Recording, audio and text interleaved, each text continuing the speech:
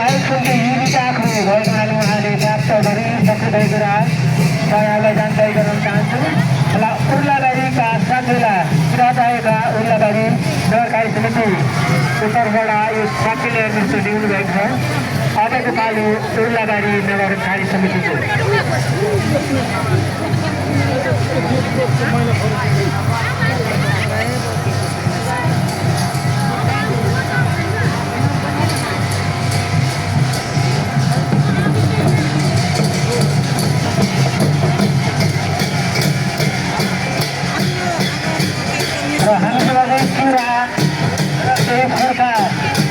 यहाँ भेटिएर बुझाउनु भएको हुनाले छुरा र छुरा हराउनु हुने महानुभावले स्थित आएर त्यो सामग्री लिइदिनुहुन म फेरि पनि यहाँहरूलाई हार्दै गर्नु गर्दछु।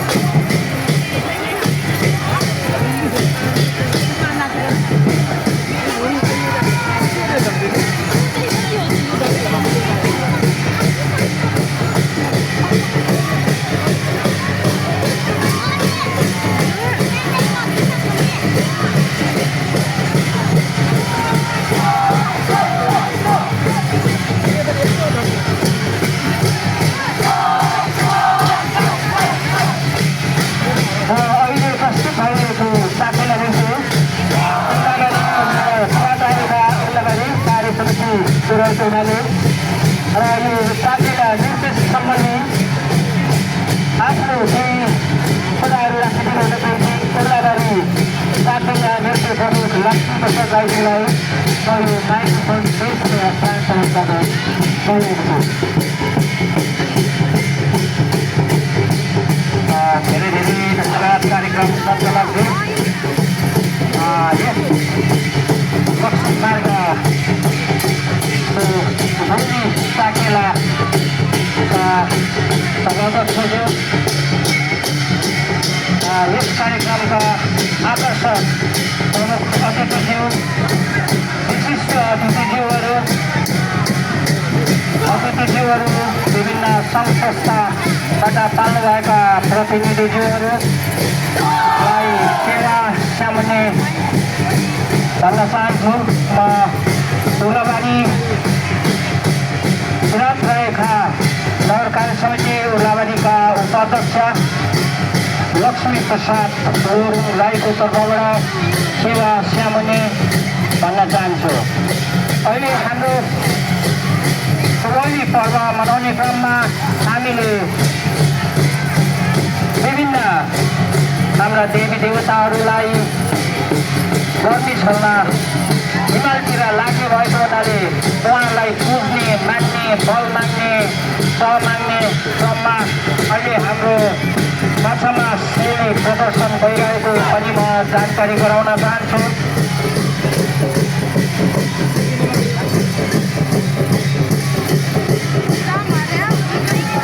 हामीले हाम्रो संस्कृति, हाम्रो वेशभूषा, हाम्रो धर्मलाई जोगाउन गर्ने उद्देश्यले हामीले उर्लाबारी सहकारी समितिले पनि साकेला प्रदर्शनको लागि भाग लिएको यहाँ जानकारी गराउँदछ।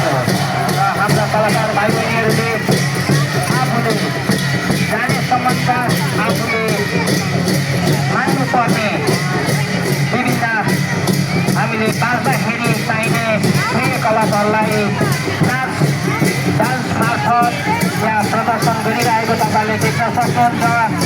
अहिलेको हाम्रो तसुमसिले प्रदर्शन भएको पनि म जानकारी गराउँदछौँ। तसुमसिले भन्नाले हामीले आफ्नो जीविकोपार्जन गर्नको लागि हामीले खेती गर्छौँ, धान रोप्छौँ, मकै रोप्छौँ, विभिन्न कार्यहरू गर्छौँ। र अहिले हाम्रो दशौँसिली भन्नाले धान रोप्ने त्यसले प्रदर्शन भइरहेको म जानकारी गराउन चाहन्छु। किराँतीहरू प्रकृति प्रेमी भएको हुनाले प्रकृतिलाई अँगालेर प्रकृतिलाई पुजेर प्रकृतिलाई मानेर पूजा गरेर र हामीले प्रकृतिमा विभिन्न कामहरू गरेर रोपेर खनेर पानी लगाएर हामी धान मकै गहुँ कोदोहरू जौ गरेर आफ्नो जीविकोपार्जन गर्ने गरेका छौँ। र अहिलेको विकासको क्रममा विभिन्न क्रियाकलापहरूले विभिन्न वैज्ञानिक र यो टेक्नोलोजीहरूले प्रभाव पारे तापनि आफ्नो संस्कृतिलाई जोगाएर गर्ने उद्देश्यले हामीले विभिन्न बर्खा ऋतु जातो उन्से हलो कोदालो लिएर आइपुगेका छौँ।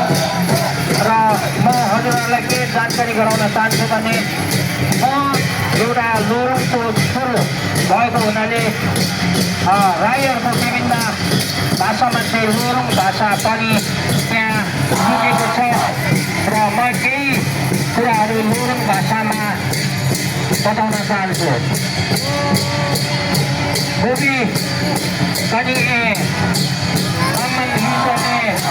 नमस्ते लेडी सिक्किम र यो हामीले माछा मार्ने जस्तै राईले पनि माछा मारेर जीविकोपार्जन बेसीमा आएर तरकारीको लागि माछा मार्ने गरेका थिए, जसलाई लोरुङ भाषामा नलाप्चामे सिली भनेर भनिन्छ। र हामीले विभिन्न खेतीबारी गर्ने क्रममा माछा मांस खाने क्रममा दरियामा जाल हालेर माछा मारेर जीविकोपार्जन गर्ने गरेका छौँ। यस कुरालाई हामीले साकेला सिली माछा यहाँ लाग्ने सिली प्रदर्शन गरिरहेको म जानकारी गराउन चाहन्छु।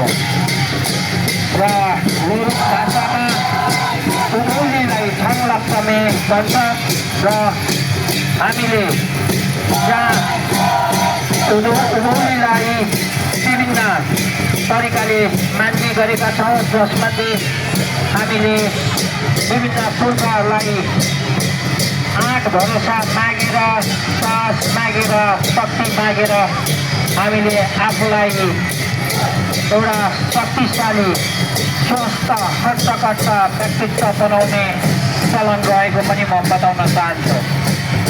र यो जमानामा हामीसँग कुनै पनि टेक्नोलोजीहरू नभएको कारणले हामीले आफ्ना काम गरिसकेपछि थकाइ मेटाउन अथवा आफ्ना इष्टमित्रहरूलाई बोलाएर आफ्ना सुख दुःखका कुराहरूलाई एक अर्कासँग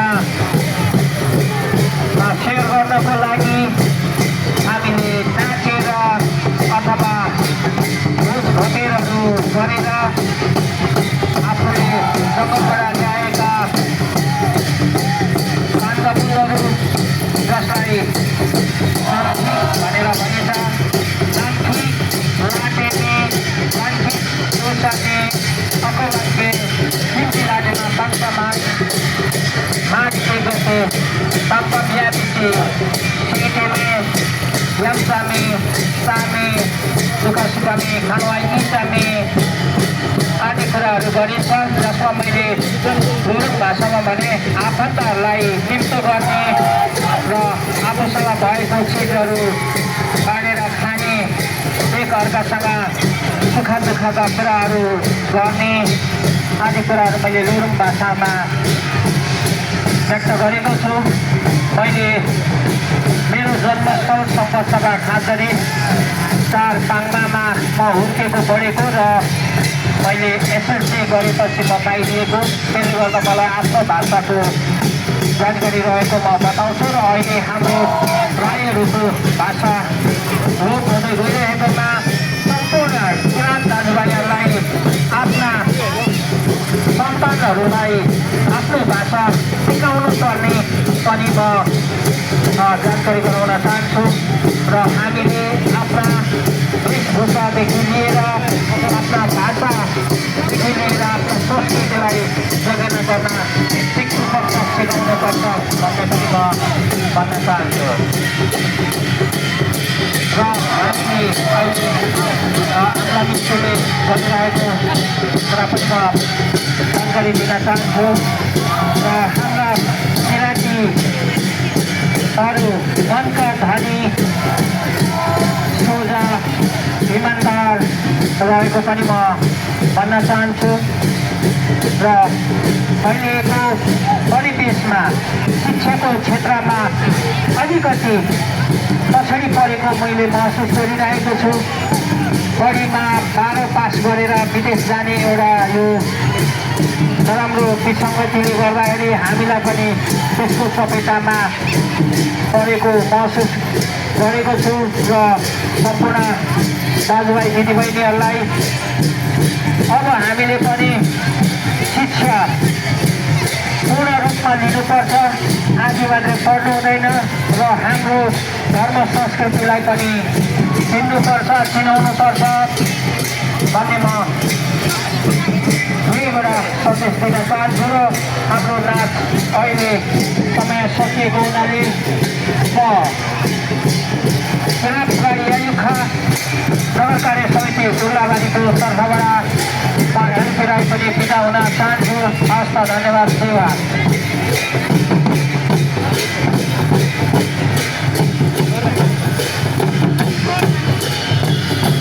धन्यवाद।